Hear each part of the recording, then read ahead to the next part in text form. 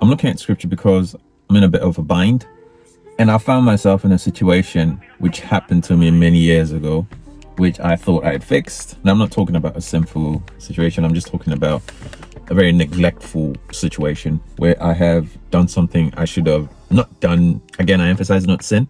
Literally, I've got myself into trouble that I've dealt with before and repeated that pattern and got myself in trouble again. And let me emphasize, I'm not talking about sin here. In this particular situation, I'm going to cite two examples or two different views of the same situation. If you look at the account in Mark chapter 8, there's a blind man here. That's, I think, around verse 22. Going down there, these people bring this blind man and beg Jesus. He's in a town called Bethesda. They bring this blind man to Jesus and ask that Jesus would touch him. And what Jesus does is he takes this guy outside the village, and then he takes and places it on this guy's eyes, and he asks him, what do you see? And he says, I see, human figures look like trees, clearly implying that this man had sight before, because obviously he could identify what trees look like. And then Jesus would repeat this, and this man would have clear vision. And Jesus said to him, as a follow-up after this occasion of rectifying the situation or fixing it, Jesus says to him, and don't go back into that village. Me citing this story is sometimes saying that God digs us out of situations which we've put ourselves in, but then follows up that situation or says, if you do A, B, C, D, this situation will repeat itself. So don't go back into that village, or don't do that thing that made you get yourself into that problematic situation. You see, again, in the account in John, and this again is the pool of Bethesda, where Jesus heals this man, tells him to pick up his mat, and then tells him to change his lifestyle. Says, don't go sin lest something worse happens to you. There are situations that we dig ourselves in, which God rectifies or fixes. But the intention of God rectifying is that we learn a lesson that got us into that situation to start with. For me, the situation that I was trying to not reveal was the fact that I made a few errors financially, which God took me out of and fixed those situations. And again, I made those same errors. And I'm in a situation where I'm thinking, Lord, I should have never gone back to the village, if you know what I mean. I should have never done the thing that I did the first time that got me into this bind. God digs us from holes. He digs us from these particular instances that are created by our own stupidity or our own repetitious sinful life or our poor choices or our bad decisions, but expect us to not go back into the village, as it were, or not repeat those things. We learn from this situation. For the woman that was caught in adultery in John chapter 8, Jesus tells this woman, after everybody's walked away and not stoned this woman, he says, now go and live your life of sin.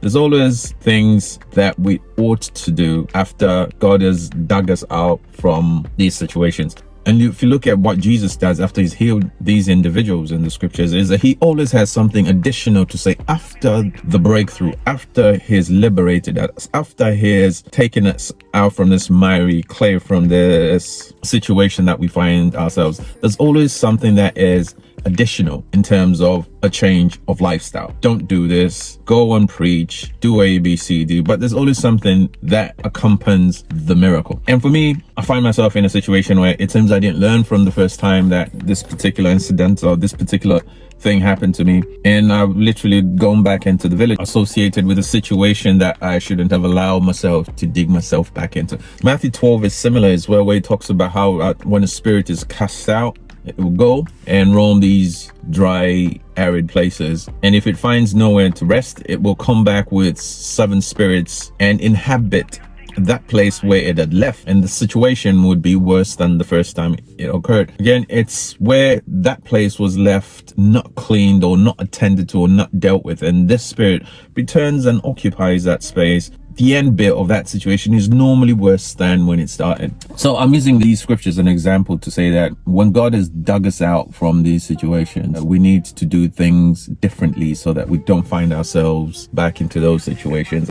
But that's the first side of this coin, where I'm looking at the fact that God delivers us, but we return to our vomit. Or the second account of deliverance is that of King Asa. King Asa, his story from 2 Chronicles 14-6, king of Judah. He's invaded by a Cushite army led by a guy called Zerah. He's fearful, he's frightful, because this is an overwhelming army. And King Asa prays to God, and God brings deliverance from this massive, overwhelming army where he had no chance of victory. And God digs him out of this hole. But then he's confronted by a similar situation. The king of Israel, Baasha, decides to attack Judah. And what he does in this situation is that he strips the temple of all the precious metals, sells them off, and gets the Syrian army to defend him from that incoming Israelite army, and finds deliverance without the hand of God, like the first time he encountered this challenge. And God was not pleased with that particular thing. And God would send a prophet and say, did I not come to you and deliver you when you were overwhelmed by this Cushite army?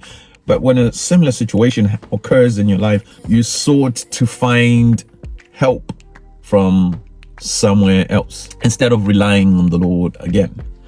So 2 lessons for me, at least, is when God delivers you from an issue, you learn from that issue and you try and fix it, and don't go back to that particular situation again.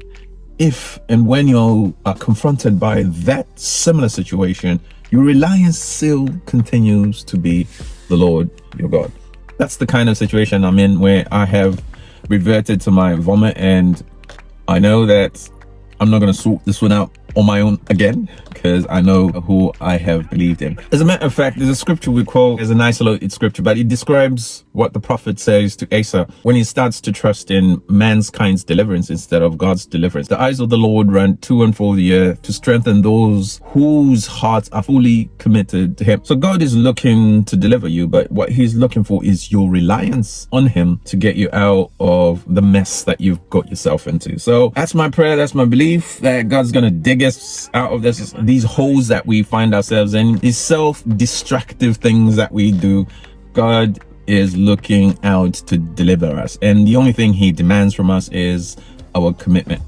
So again, this platform, I'm literally talking to myself or preaching to myself about myself and my situations, and hoping and praying that you who are in a similar bind or similar situation can also find the same relief and same faith that I am looking to have. Anyway, I'll talk to you later. God bless you.